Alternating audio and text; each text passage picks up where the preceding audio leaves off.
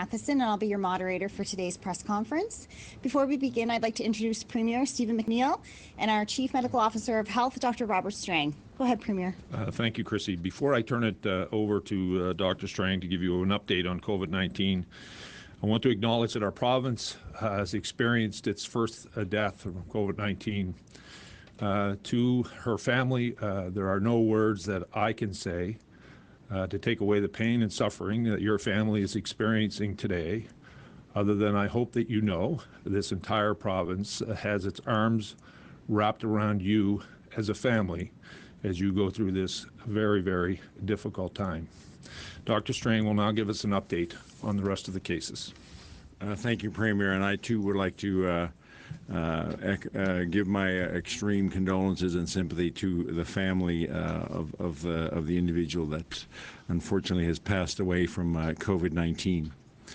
Today we are announcing 17 new cases of COVID-19, bringing the total number of confirmed cases to 310. Currently, we have 11 individuals in hospital, and 66 people can be considered to have recovered from COVID-19.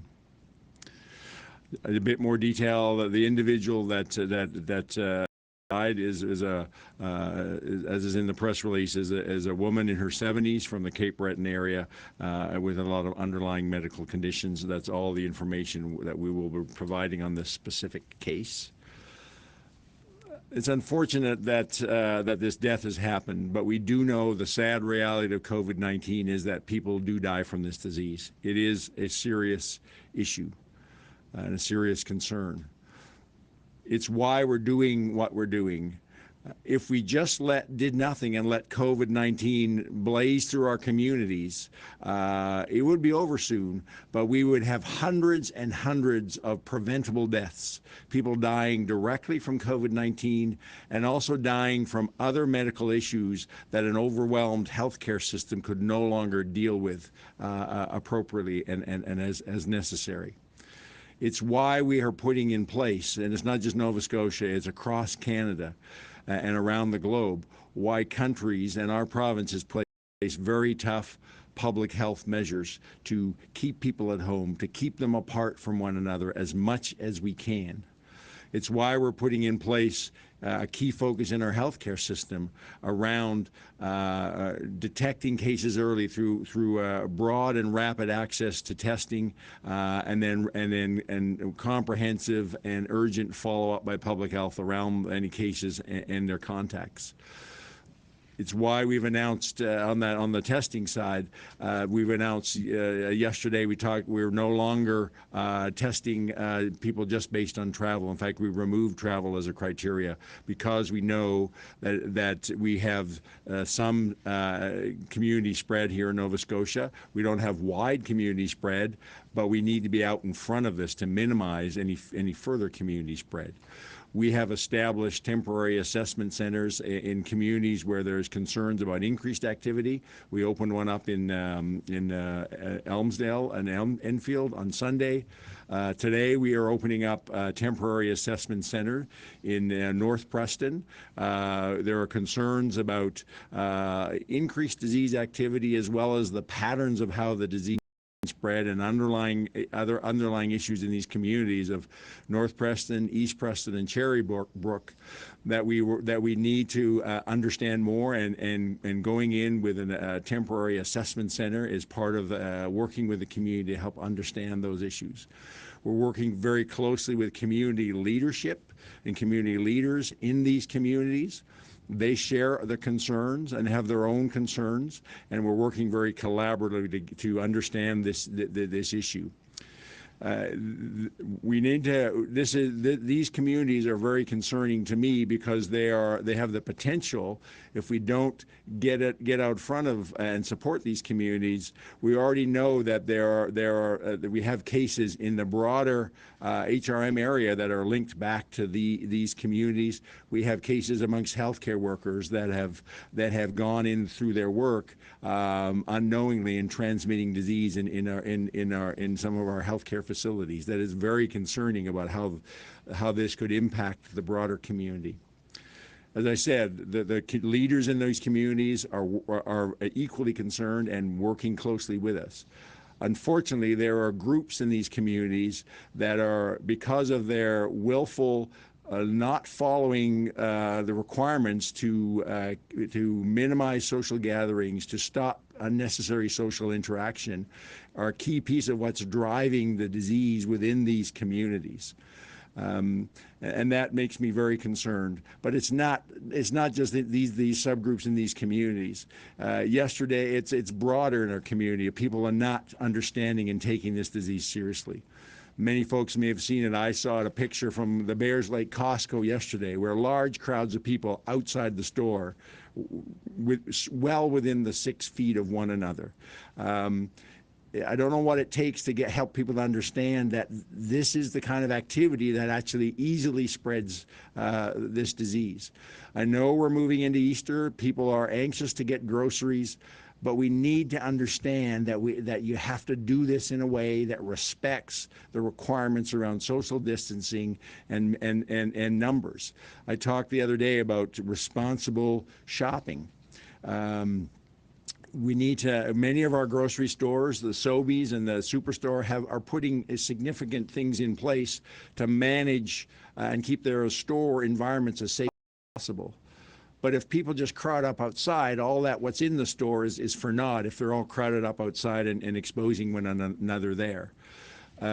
So I bring that forward as an example that there are just too many instances of people still not getting it. And by doing that, you're putting us all at risk. I was in conversation today with my colleagues in the Labor Department of Labor around occupational health and safety, and they are going to be visiting all the grocery stores, the big box stores over the next couple of days, working with them to create as safe an environment as possible. But again, it can only be safe if Nova Scotians who necessarily going to those stores take the actions that they need to take to keep each other safe. This disease, today's tragic news is a stark reminder that this is a serious disease. While there are people in our community, seniors, people with underlying conditions that are most vulnerable for severe disease and dying, you look around the world, they're not the only ones. If you look even in North America, we are seeing previously healthy young people also getting severe disease and dying. This disease does not respect age. People, there are people, certain people somewhat of age that are at higher risk, but none of us are at no risk. If we don't do what we need to do, what the Premier and I have been talking about for the last few weeks, and what I emphasized the other day, that we need at least 80% of us, ideally 100%, but at least 80% of us doing the public health measures that help protect each other, and doing that extremely well. All it takes is dipping down to 70%, and then the sacrifice that the 2/3 of us are doing is for naught. And then we will have a situation of a disease spread that's unable to be managed, a healthcare system that's overwhelmed. And if that happens, make no mistake, Nova Scotia is close-knit. All of us in our families will be touched by somebody who's severely ill and somebody quite likely dying. So it will affect all of us. So my plea again today is that all Nova Scotians, we need to come together, do what's necessary to stay home, keep apart from each other outside the home as much as possible, only go out into your communities if essential. If we can do this over the next few weeks, we will have a substantive impact, and we will together, we'll be able to look back on this and say, as Nova Scotians, we came together and we saved a lot of lives in our community. If we don't, then we have a different story to tell. So I'd like to tell the first story. Thank you, Dr. Strang, and I can tell you I've sat next to you now for almost 3 weeks. I can sense, quite frankly, in your passion today and the frustration that he's feeling, because more than any of us, he knows there's two results to this. The one he described that none of us want to see is that more families end up suffering with deep loss, or the one where this is in our own hands, where we can follow the public health order, stay home, wash your hands, keep 6 feet away from people. That's not too much to ask. And if you heard the same frustration in Dr. Strang's voice as I did, you would know why. Now we'll open up for questions. Just a reminder that each reporter will have one question and one follow-up in the amount of time that we have allotted for today. First question will go to CTV Natasha Pace. Hello. We have a couple questions for Dr. Strang, actually. The first one would be nursing homes. Wondering, you issued a new directive yesterday. I'm wondering whether or not all workers in nursing homes should now be required to wear PPE. So that is an issue we're looking at. I know the IWK and the NSHA have announced today that their frontline workers should be wearing a surgical mask to minimize the chance of that healthcare worker potentially spreading a virus to a co-worker, to a patient. It's an area that we're actively looking at within the continuing care sector, as well as our community providers such as EHS. Quite frankly, we have to make sure we can do this in a way that respects our ongoing challenges around supplies of personal protective equipment. Natasha, do you have a follow-up? I do. This can be for the Premier or for Dr. Strang. You mentioned the photo that's floating around online about Costco. I was at some stores today. There's still long lineups, and as you mentioned, we are heading into the Easter weekend. I guess what's the message for people? Is there a concern that we could see a spike in cases if folks don't follow the directives that you've put out and start to gather, and especially as they're kind of all going into the stores in droves right now? That's absolutely the concern. The way we prevent this virus from spreading, and now we do have it in communities in Nova Scotia, not widespread, and we want to keep it that way. The way we do that over the next few weeks is keep ourselves apart as much as possible. So anything that brings people together from across the community and puts them in close contact with one another just is where the virus spreads. That is why we need to separate, keep as much to our homes as much as possible. Yes, I get it. Some people are going to work, still have to go to work. We're asking them to do that. Every household needs to get groceries and go to get the pharmacy. But there are ways we can do that responsibly. Lining up in large numbers of people, cheek to cheek, outside of a store is not common sense, is not responsible. I'm baffled when I see a picture like that, quite that frankly. What are people what are people missing that what's been said over the last 3 weeks, that they would somehow think that that's okay, and it's putting themselves at risk, but quite frankly, it's giving the virus a foothold that puts all of us at risk.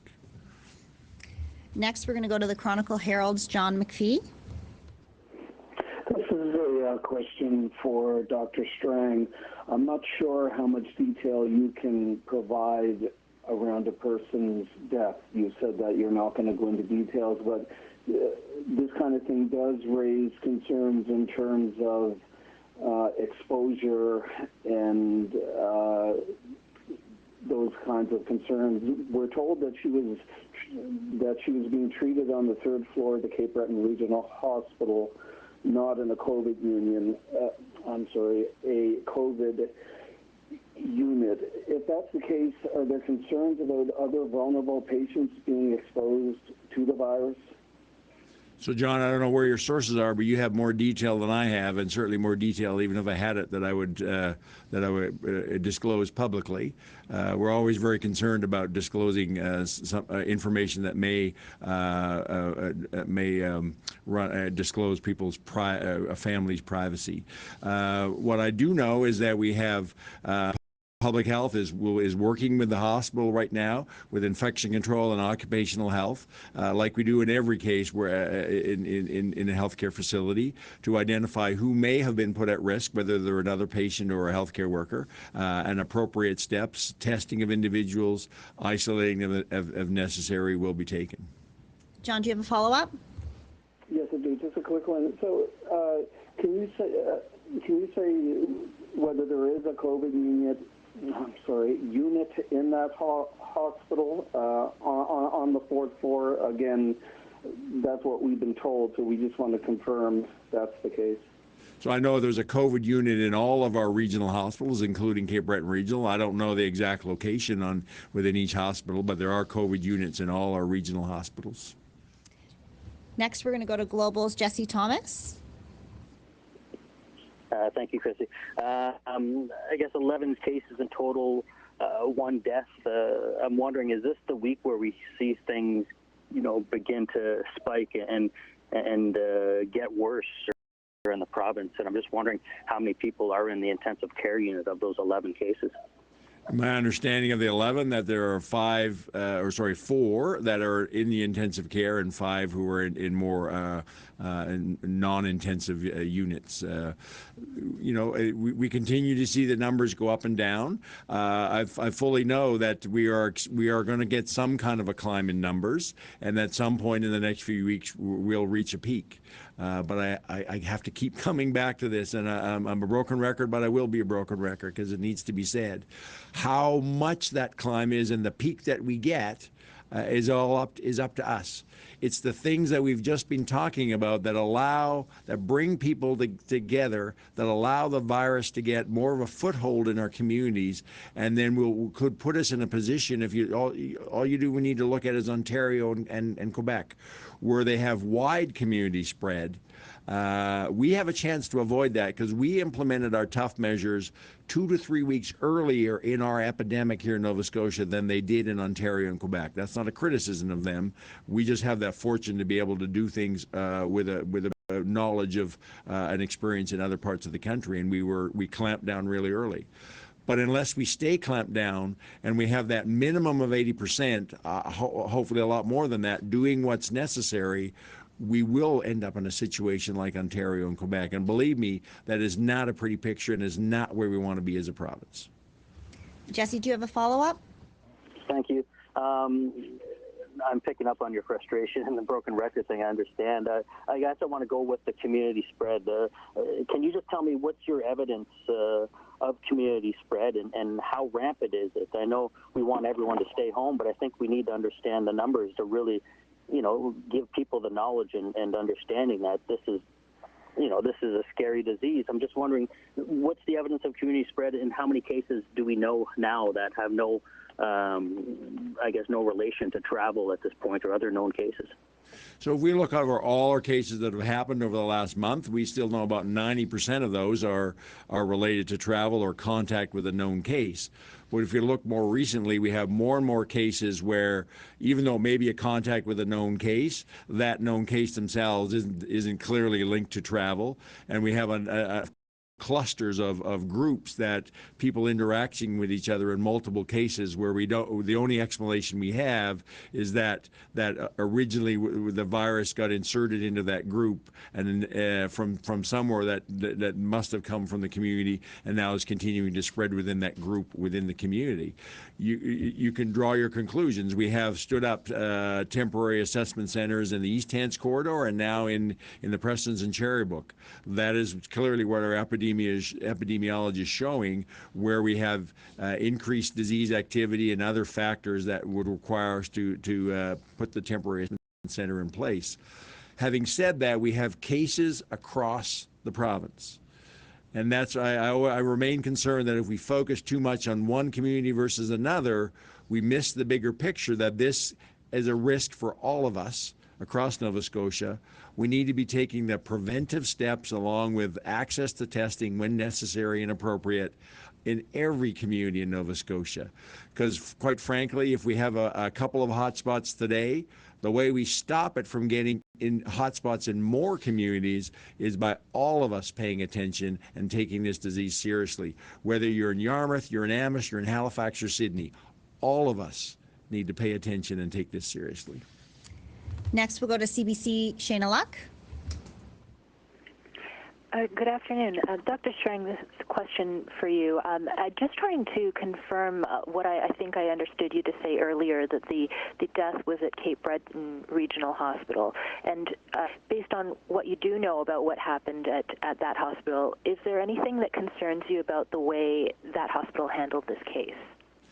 Public health is working, as I said, working with that hospital, with infection control and occupational health to understand what happened from the time that patient was admitted into hospital, who may have been exposed to her, whether it's another patient or a healthcare worker. You have to understand this death only happened yesterday, and so there's an ongoing public health follow-up on this case. As I said, any healthcare facility, we always bring in infection control and occupational health. Shayna, do you have a follow-up?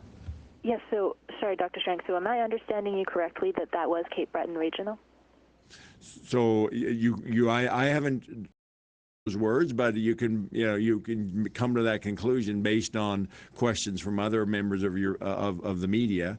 I think you got to understand that I am very careful always, and in the health system we are very careful always to only give necessary information to make sure we're not disclosing the private information of any individual or any other family. And I think the media needs to understand if they go beyond that, they're potentially doing that to a family. I'll remind those reporters on the line to please put your phones on mute. We're hearing some chatter on the line. Next, we'll go to the Canadian Press. Keith Doucette. Thank you. I'm just wondering, there was a contract signed announcement today with Stanfield. Looks like you're getting 480,000 gowns over the next 16 weeks. I'm wondering what that means to the overall supply of PPE in the province. Is that going to help? Is that only a fraction of what you need, or is it going to put you over the top in terms of being where you need to be in order to address this virus on the front lines? They've signed a contract, as you know, with the national government. We have a contract with them as well to supply us that will build on what we currently have, which the supply, as I said yesterday, takes us for about a month, and this will add on top of that with the ability for us to order more, which I'm sure if required or need to be, we will.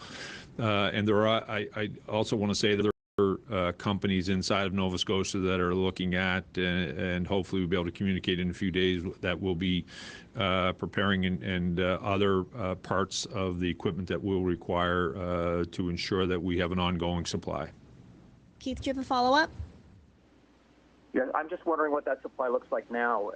Are we in a situation where we could have potential shortages if we don't get this up and running fairly quickly, and it looks like we're going to? I'm just trying to get a status update in terms of where exactly we are with medical supplies for frontline workers. So we have about a month's supply under current protocols. That would include the decisions that were made today by both the Nova Scotia Health Authority and the Advocate a few days ago. So we would have enough current supply for about a month, and when you factor in the orders that we've already put out, they'll take us into late May, early June in terms of supply. Next, we'll go to Cassandra Nadeau-Lamarche with Radio Canada. Good afternoon. So this is for Dr. Strang. So when calculating the number of cases per capita, so per 100,000 people, we are pretty much neck and neck with Ontario. So does that worry you? As yesterday, and you've mentioned it today too, you said that provinces like Ontario were 2 to 3 weeks ahead of us. So I think it's a bit of a false conclusion to base the overall disease activity just on number of positive tests. You also have to understand what is the testing strategy. What's the likelihood that somebody who actually has COVID-19 is actually going to be tested positive? I think we have a very robust testing capacity. You've heard me talk over the last week how my admiration for my colleagues in the microbiology lab of how they've increased by 5-fold at least the number of tests they can process in a day. We've rapidly expanded our testing capacity, and we've removed the travel criteria. Ontario is a very, very different situation. In fact, they've had to back away from testing because their system is so overwhelmed. So I am much more confident and comfortable that we have a much greater likelihood. We're not detecting every case. I'm not naive to that. But we are detecting the vast majority of cases here in Nova Scotia, and with an adjustment of our testing strategy in the last week in the lab capacity, I think we'll continue to have that ability. other provinces for a number of reasons. One of which that that their epidemic was much further progressed before they were able to get their arms around it, are in a very different place. Cassandra, do you have a follow-up? Yes, and this one is for Premier McNeil. So this is in reference to my question from last week concerning the concerns of the Shedikan community regarding the out-of-province fishing vessels workers. So we've heard that so now out-of-province essential workers, mainly in the fisheries industry, will now have to self-isolate. Why did you and Minister Colwell come up to that conclusion? Are you expecting it to have any impacts on the fishing industry economy? That was always the case if someone was coming into work in our province, in whether it was in fishery or agriculture. That's one of the things you may have heard the national government has been talking about, temporary foreign workers coming into Canada. All the self-isolation protocols were around that. That is not something new. Potentially there was a misunderstanding about the fact that people confusing a fleet, someone on a boat, and those in fishing plants, processing plants. If you're coming into our province, regardless of where you're coming from, we expect you to self-isolate for the 14 days. Next, we'll go to the Cape Breton Post's Nancy King. Hi, my question is for Dr. Strang. Are you able to confirm whether the resident or the person who died of COVID-19 was a resident of a long-term care home? As I said, what I've disclosed is the amount of information that I'm prepared to disclose respecting privacy for the family. Nancy, do you have a follow-up? Yeah. What protocol is to be followed in the event that someone tests positive? I guess what's the protocol in terms of people who are in close contact with that person? How the testing from that point goes on? So every time there's a positive test, that is communicated very quickly. We have an electronic information system that the lab then communicates that to public health. We have teams of people, and we're now actually working in shifts in public health because there's so many cases. Teams of people who then get that case. It's assigned to a lead public health nurse. Her job is to lead that team. We talk with the case. Or their family. We understand where that individual. First of all, we understand when did that individual become sick, and then during the time they could have been infectious, and we're now going to that 48 hours before they became sick. We work very carefully to say where were they, who did they interact with, whether it was a business that they were working at, whether they had gone into a healthcare facility, whether they were a resident of a long-term care facility, and then we make assessments about who are the people that we would consider that meet our definition to have been a close contact. And all those people that are close contacts, that appropriate steps are put in place to minimize their ability. First of all, we test them all right away, and then we put steps around them to minimize their ability that if they do become sick, that they're in a situation where they're minimize their chances of begin spreading it to others. It's that rapid identification of cases and all their contacts that actually is critical. It's one half of the critical pieces that are necessary to minimize spread within a community. If you know where your cases are and who their contacts are, and wrap a system around them to minimize them spreading the disease, that is the one half. The other half is all the broad public health measures that are happening in the community to minimize the number of cases that you have to take those second steps on in the first place. Next, we'll go to News 95.7's Chris Halef. Thank you. This question is for Dr. Strang. We mentioned it earlier, but the NSHA says that healthcare workers who work in patient care areas and other public areas will now be provided surgical and procedure masks at work as of this afternoon. This is obviously a great step forward in limiting the potential of the spread of the virus, but do you feel that this should have been implemented sooner? No, I think this is a lot of the justification for this is actually of the fairly newly evolving evidence that we can actually have people who are what we call, the term we're using is pre-symptomatic, so they may be very mildly ill, maybe a little bit of a headache, a little bit of a scratchy throat, not enough for them to even maybe recognize until we go back and talk to them once they become more severely ill. Or people can be even asymptomatic and be somewhat infectious to others. It's the recognition of that, which is fairly new evidence of being conclusive around that is the justification for healthcare workers. This is not about healthcare workers being protected from the patients. It's actually about the healthcare worker who may be pre or asymptomatic and minimizing the chance of them spreading to a coworker or to a patient by wearing a surgical mask when they're providing frontline care. As I said earlier, we're looking at this for the rest of the health system as appropriate. Chris, do you have a follow-up? I do. This one's also for Dr. Strang. You touched on it earlier, but there seems to be a misconception in some that this virus impacts only older demographics, and that may be why people continue to ignore public health protocols, as you guys mentioned over at Costco there. You said this has the potential to have severe impacts on people of all demographics, all ages. Could you just elaborate on that and maybe explain to people once again that everybody may be at risk? So if you look at how this disease is played out as much as people in higher risk groups, but I think it's important that people understand that. And if you have widespread of this disease, then you get significant numbers. So even if the risk of dying may only be a few percent in younger groups, if you have large numbers of people in that age group, the actual total number of people who will die in that age group can become quite substantial. So it's important that everybody recognize that we are, as I said, we are all at risk to ourselves.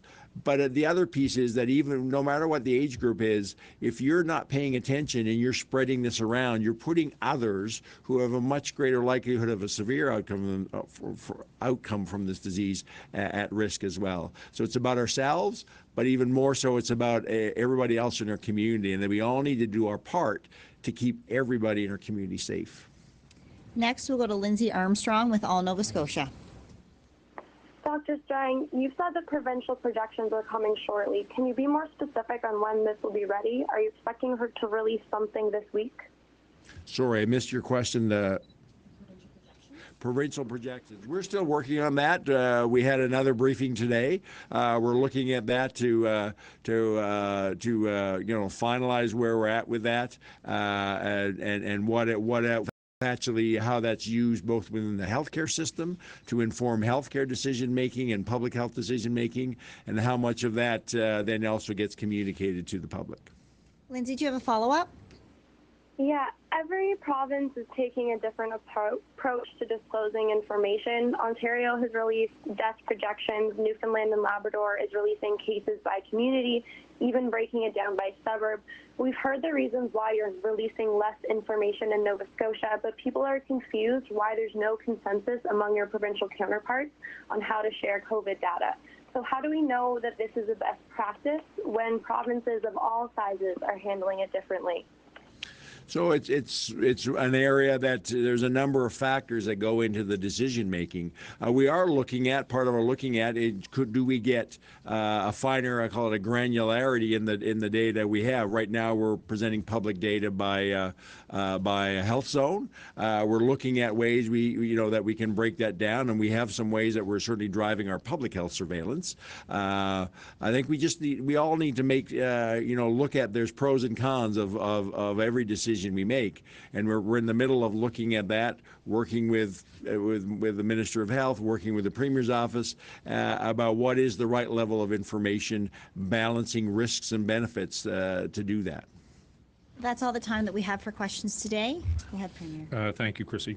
Dr. Strang spoke about the Costco lineup. We are not in the business of calling companies out or communities, but today we have to. Not only are too many people showing up at stores unnecessarily, when they get there, they are not physically distancing. Remember that 6 feet, 2 meters apart? All the science says it works. So for crying out loud, just do it. Keep your distance. It's not just shopping, though, unfortunately. We are now focusing on communities that we deem to be hotspots. We don't know yet, but we have mobile units testing. They're in Enfield and they're in East and North Preston. And while we are using resources, doubling down on testing, and trying to keep people healthy, the reckless and selfish few in some of these communities are still having parties. I can't even believe that after everything we've been talking about, some of you think it's okay to have a gathering or party. You are not only putting yourself at risk, you are putting everyone in your community at risk. And some of them work in our hospitals and long-term care homes. If they become infected and are not aware they're carrying the virus, they go to work and infect someone else, somebody more vulnerable than you. But if you are listening, know that every party you show up at and every get-together you go to could kill. You might not get sick, as Dr. Strang just explained, but someone in your family or your neighborhood or the healthcare worker down the street who has to go to work every day to protect us has no protection against you. Because you are the reckless and selfish, you do not listen and won't stop partying. Well, think about this. As you are planning your weekend, there is a Nova Scotia family planning life without their loved one because of this virus. This virus kills, and the only way we can kill it is if we keep our distance from one another. And for the love of God, stay home and stop partying, please, for the sake of our province.